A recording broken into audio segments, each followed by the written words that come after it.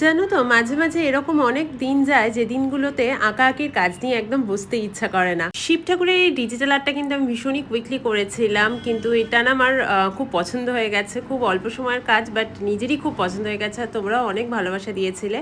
তো আজকে হচ্ছে এরকম একটা দিন, কি আঁকবো কিছুই বুঝতে পারছিলাম না, আর পুরোনো কাজগুলো নিয়ে বসতেও ইচ্ছা করছিল না। পুকাই এখানে জল আর মুড়ি নিয়ে খেলতে আরম্ভ করে দিয়েছিল। সুগার পপের এই নতুন বডি লোশনটা আমি কিনেছি, আর এটা আমার ভীষণ পছন্দ হয়ে গেছে। যাই হোক, দুপুরের দিকে আমি শুভজিৎ একটু বেরিয়েছিলাম, বাড়িপুরে কিছু কেনাকাটির ছিল, আবার যেটা কিনবো বলে গেছিলাম সেসব তো কিনিনি, উল্টে অন্য জিনিস কিনে নিয়ে চলে এসেছি। আর যাওয়ার পথে এনাদের সাথেও দেখা হয়ে গেছিলো।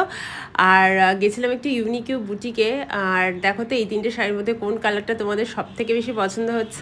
এই অনেক কটা কালার ছিল এই শাড়িগুলোর জন্য, তো এর মধ্যে আমি দুটো কালার অপশান চুজ করে নিজের জন্য নিয়েও নিয়েছি। আসার সময় আমরা দুজন একটু আইসক্রিম খেলাম, আর তারপর ঠাকুর দর্শন করে বাড়ি চলে এলাম। তো চলো, আজকের জন্য ভিডিওটা এতটুকুই। বাই।